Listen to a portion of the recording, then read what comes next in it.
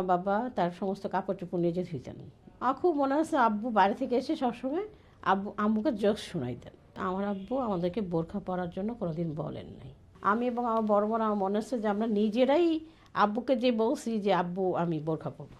আপনার বাবা অথবা আপনার মা মানে জামাত ইসলামী কিংবা ছাত্র শিবির নিয়ে আপনাকে অথবা আপনার ভাই বোনদেরকে কি বলতেন বা কি পরামর্শ দিতেন? না আসলে ওই যে আমি বললাম যে আমার আব্বু কোনো বিষয় নিয়ে খুব বেশি আসলে চাপিয়ে দেন নাই। একটা ছোট্ট উদাহরণ বলি, এটা আরও ক্লিয়ার হবে। সেটা হচ্ছে যে আমার আব্বু আমাদেরকে বোরখা পরার জন্য কোনোদিন বলেন নাই।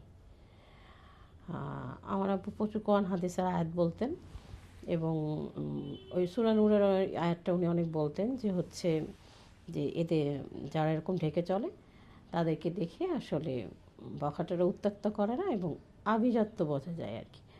তো উনি বিভিন্ন আমাদের পারিবারিক বৈঠক হইতো প্রতি সপ্তাহে, তো দেখা যেত উনি বিভিন্ন আয়াত নিয়ে বলতেছেন অথবা এরকম, কিন্তু উনি কোনোদিন জোর করেননি যে আজকে থেকেই পড়তে হবে বা তোমাকে পড়তেই হবে এরকম। আমার মনে আছে যে আমার বড় বোন বেশ একটু বড় হয়েই পর্দা শুরু করে এবং আমাদেরকে আমার আব্বু আম্মুরা বলেন না যে তুমি আজকে থেকে বোরখা পরো বা বয়স হয়ে গেছে এখন বোরখা পরো। ওনারা খালি বুঝাইছেন যে 12 বছর হওয়ার পর থেকে বা হওয়ার পর থেকে আমি এবং আমার বড় বোন, আমার মনে হচ্ছে যে আমরা নিজেরাই আব্বুকে যে বলছি যে আব্বু আমি বোরখা পরবো, কালকে থেকে আমি বোরখা পরবো, আমাকে বোরখা কিনে দেন।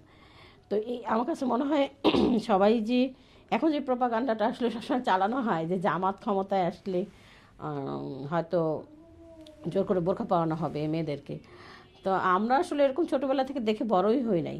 রাসূল সাল্লাল্লাহু আলাইহি ওয়াসাল্লামের সুন্নতও এরকম ছিল না এবং আমার আব্বুরা তো আসলে সবাই জামাতের অনেক টপ পর্যায়ের লিডার ছিলেন, কিন্তু আমরা কোনোদিনই দেখিনি ওনারা পর্দা নিয়ে খুব মানে এরকম যে চাপায় দেওয়ার ব্যাপারটা ছিল। বরং ওনারা বুঝানোর পরে মেন্টালিটি তৈরি হওয়ার পরে আমরা বিভিন্ন বই টই পড়ার পরে যখন আমরা ডিসিশন নিছি যে আমরা বোরখা পরবো, আমরা নিজেরা যে বলছি দেন আমরা বোরখা পরছি। আপনাদের সাথে আপনার বাবার সময় যখন কাটাতো, গল্প করতো, মানে কাদের গল্প শোনাতো বা কি কি বিষয় স্পেসিফিক কোনো স্মৃতি যদি থাকে কাদের কথা বলতো শোনাতো? আমার মনে আছে যে আসলে সবার বাবাই তো স্পেশাল, কিন্তু আমার বাবা খুব ছোট ছোট জিনিস খেয়াল করতেন, মানে খুব শৌখিন ছিলেন মেয়েদের ব্যাপারে। কয়েকটি উদাহরণ দিই তাহলে বুঝতে পারবেন। যেমন হচ্ছে যে আমরা যখন দাদাবাড়ি যাইতাম, তো আমার আব্বু দাদাবাড়ি ঢোকার সাথে সাথে একদম রেস্টও নিতেন না। দেখা যাইতো একটা অনেক বড় গাছ ছিল, ওনার মেয়েরা গেছে, এখন উনি ওই গাছে হচ্ছে দোলনা বানাইতেন যে ওনার মেয়েরা এখন দোলনা খেলবে। তারপর পাশে হচ্ছে ওই যে ঘাস দিয়ে, তারপরে ওই যে কি বলবো ওগুলাকে বলে আর কি, ওই যে গরুকে খাওয়ায় যে ঘাস ঘাস, সেই সাথে আর ওই যে খের খের বলে, হ্যাঁ, ওই খের দিয়ে উনি আমাদেরকে ঘর বানায় দিতেন, ছোট ছোট ঘর বানায় দিতেন। মাটির পাতিল টাতিল ছিল। আর হচ্ছে উনি প্রথমে যেই ওনার কাজ ছিল এটা যে উনি দোলনা বানাবেন আর আমাদের জন্য এরকম একটা ছোটো ঘর বানিয়ে দিবেন।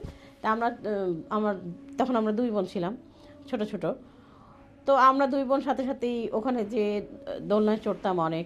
আর আব্বু দূর থেকে দাঁড়া দাঁড়া এগুলো দেখতেন, আবার একটু পর পর এসে আমাদের ওই যে বাচ্চাদের মতো আর কি, যে আমরা বলতো যে আমার মেয়েরা এখন কি রান্না করবে, তা আমরা বলতাম যে আমরা পোলাও রস রান্না করব।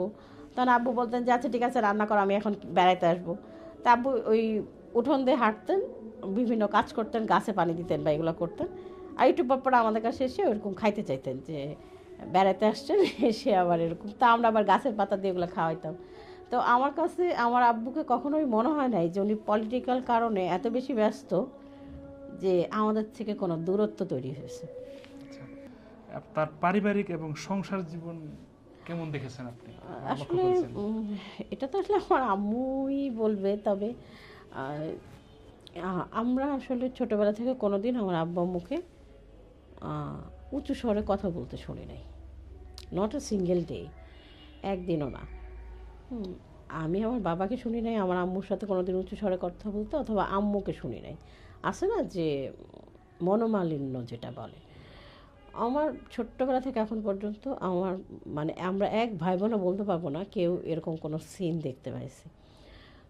আব্বুর খুব ভালো ছিল যে আব্বু সবার সামনে আম্মুকে কোনো দিন বলতেন না। ওনাদের পার্সোনাল কোনো বিষয়ে মতবিরোধ থাকলে বা যেটা পছন্দ হয়নি সেটা সবসময় আব্বু খুবই একদম ঘরের ভিতরে বলতেন, যেটা আসলে আমরা কোনো দিনই শুনতেই পাইনি। আর আরেকটা ব্যাপার হচ্ছে যে আমার আব্বু খুব জলি মাইন্ডেড ছিলেন। দেখা যেত যে সারাদিন বাইরে অনেক কাজ করে এসেও উনি আমার আম্মুকে কোনো বিষয়ে উম, মানে জোর করেননি বা চাপিয়ে দেন নাই, বা আছে না যে বিরক্ত করা, যে খাওয়ার মজা হয়নি বা হচ্ছে এই জিনিসটা পরিষ্কার নাই, এটা এরকম নাই। উনি ওনার নিজের কাজ করে নিতেন।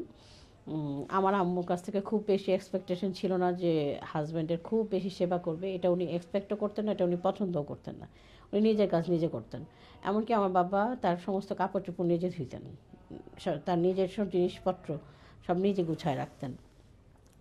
তারপরে হচ্ছে যে মানে আমরা মনোমালিন্য তো দেখি নাই, বরং উল্টা ছিল যে আমার আম্মু যেহেতু সারাদিন অনেক ব্যস্ত থাকে, মানে আমরা 6 ভাই বোন ছিলাম, গ্রামের থেকে লোকজন আসতো ডাক্তার দেখাইতে বা বিভিন্ন কারণে, আমার দাদা দাদিও অসুস্থ হইলে আসতেন।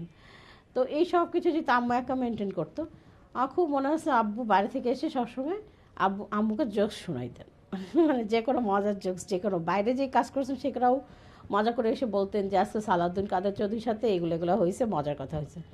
তারপর হচ্ছে কোনো একটা বিষয় নিয়ে জোকস করতেন। তো দেখা যেত যে আম্মু অনেক হাসতেছে, মানে আমার খালি এই মানে আমাদের স্মৃতিতে আসলে এগুলাই আছে যে আমার আব্বু আম্মুর খুব হাস্যোজ্জ্বল চেহারা।